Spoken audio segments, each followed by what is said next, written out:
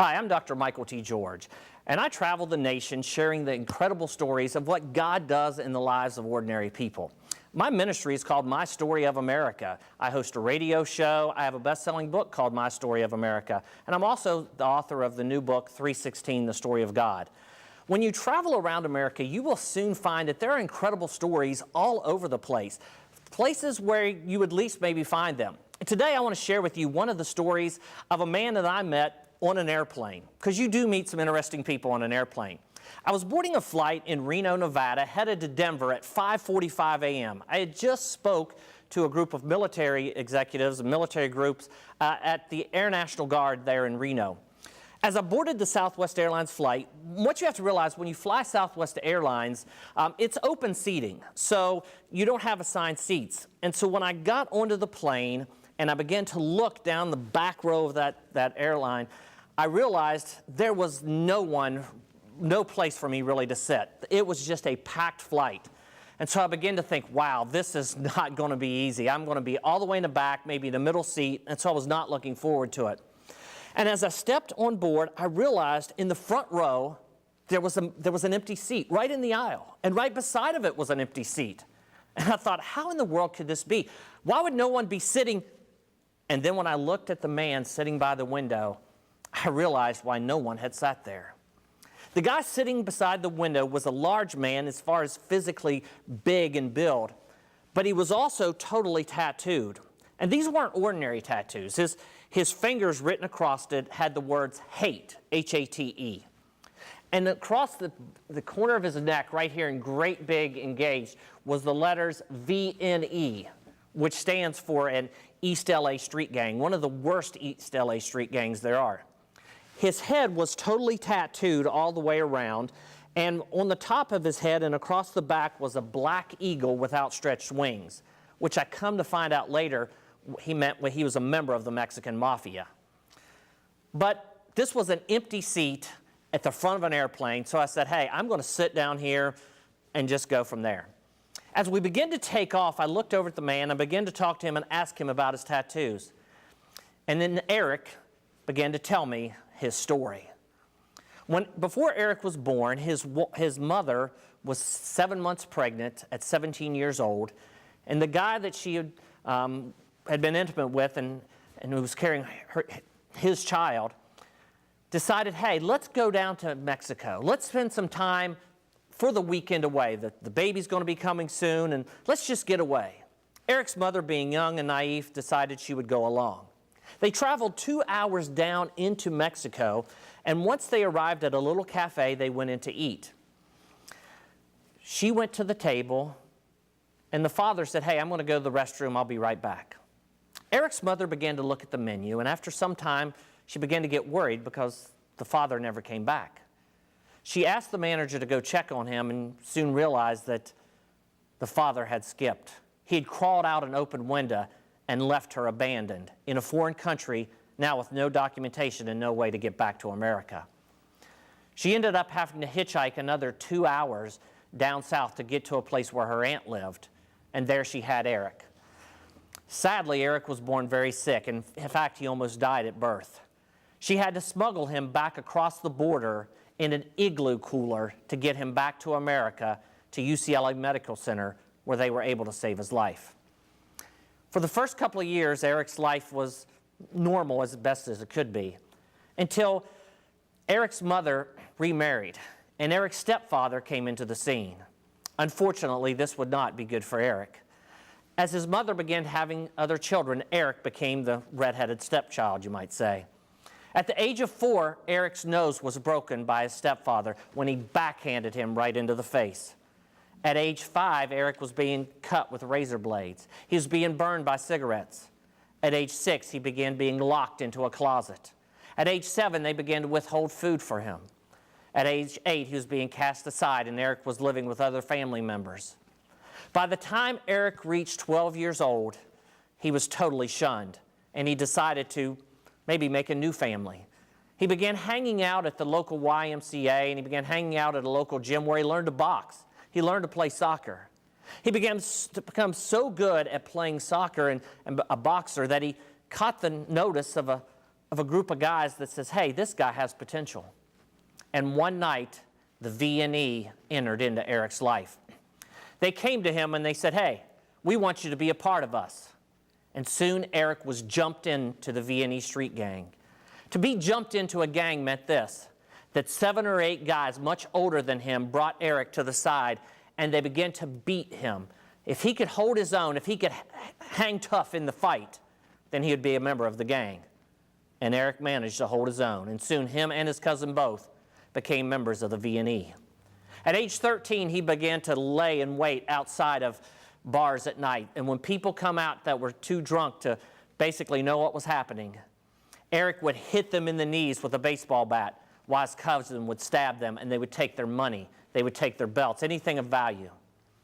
By the time Eric was 14, he had then been introduced into how to do the drug trade. Eric learned how to cut cocaine, how to sell heroin. He became so good at it, before long, the V&E gave him his own little territory.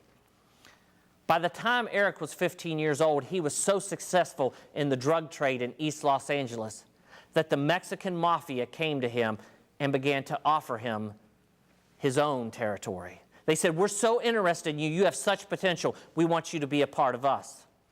By the time Eric was 16 years old, he had everything he could want. He had money, he had a big fancy car, and he's driving the streets of LA with lots of potential as a future gang member. Until one night he was stopped by an officer. As the officer came up to the car window and Eric rolled down the window, the officer looked inside and said, hey, where are you going, little homie? Eric didn't really say anything. He just looked and said, that way. The officer told him, he said, get out of the car. Eric got out of the car, and as the officer began to go through it, he found cocaine, heroin, marijuana, $9,000 in cash, and a loaded .32 pistol. The officer confiscated all of them, and then he did something very interesting. He gave Eric his business card. He said, hey, get out of here. Call me in 2 weeks. Eric thought this was really strange. He didn't know what was happening. All he knew is he didn't care. He knew he didn't get arrested. But then he had to travel back across to East LA in the middle of the night, across all these different gang territories, and he knew that would maybe cost him his life. LA is cut up into different little territories. You literally can cross the street just to get a gallon of milk, cross into another territory, and you have to fight your way back just to stay alive. After 2 weeks, Eric began to wonder and began to get curious about what was this cop wanting. So he called him. The officer said, hey, meet me down to so-and-so restaurant. We're going to do business.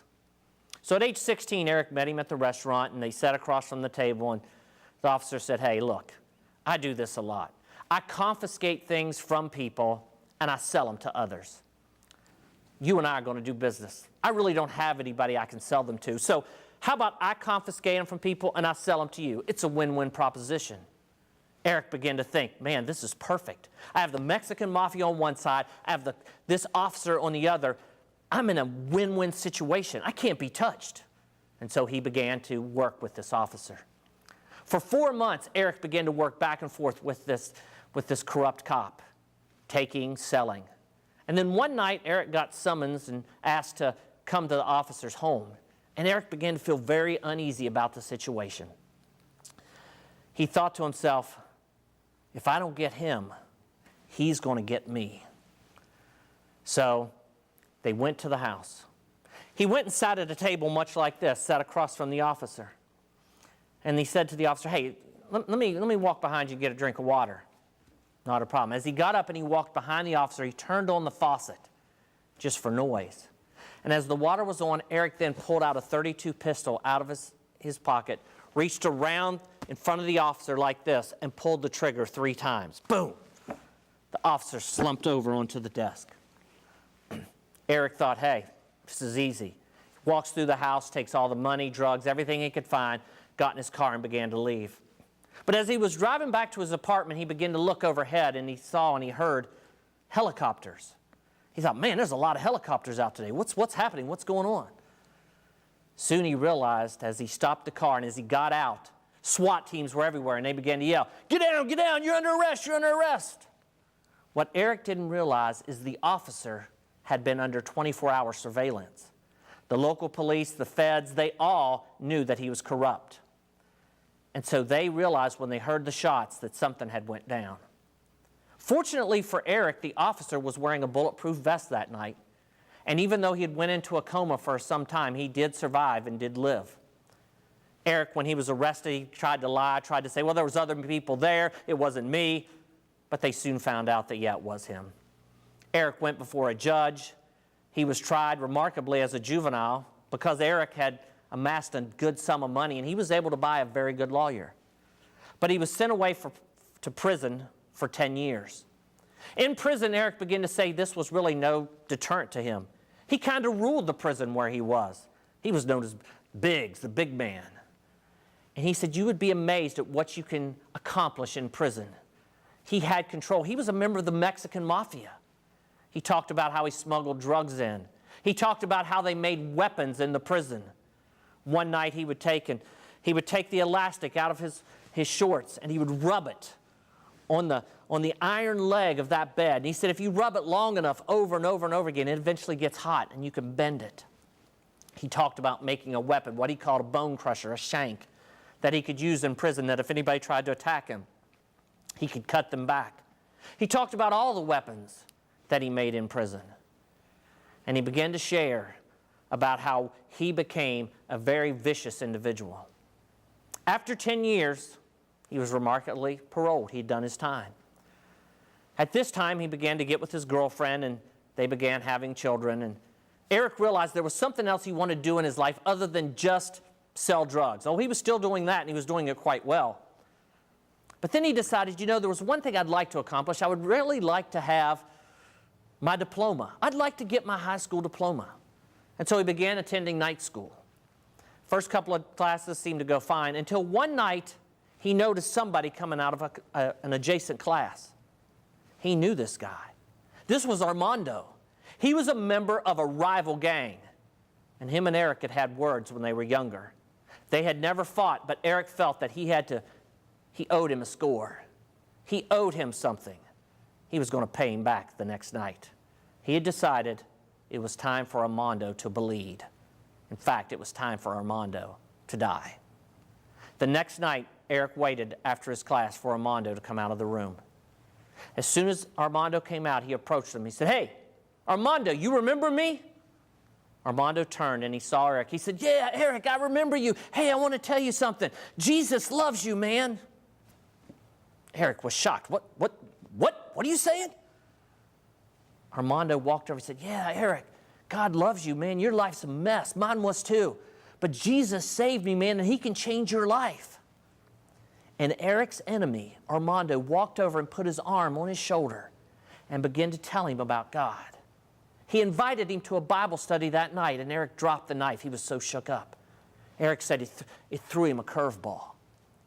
He said that night it felt so weird to be at a Bible study. He didn't know why he was there. He didn't know why he went. But when Armando asked him to come to church with him on that Sunday, he agreed to go. As he walked into the church, people began to be scared. They were like, "Oh no, look who it is. That's Biggs, that's Eric." They were terrified. But by the end of the service, God had taken and worked in Eric's life. And he walked the aisle and he gave his life to God. You see, Eric was a guy that he thought, "I'm the man with the big stick. I've become so big. I've become so great." And God said, "No, you're not great, Eric. Watch what happens." And when God broke him, and he broke him down to something that was so small that couldn't be broken anymore, then God said, "Now I can show you where true power comes from." Eric's life is much like the story, if you think about it, of the Apostle Paul. In the book of Acts, chapter number 7, we read about the man who was known as Saul at the time. Saul in Acts 7 says, we start to first hear about him. It says, "Then they cast him out of the city," talking about Stephen. Stephen had just talked and preached about Jesus Christ. But they said they cast him out of the city and they stoned him. And the witnesses laid down the garments at the feet of a young man named Saul. And Saul approved of his execution. And there arose on that day a great persecution against the church in Jerusalem.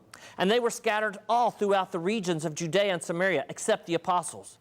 But Saul was ravaging the church.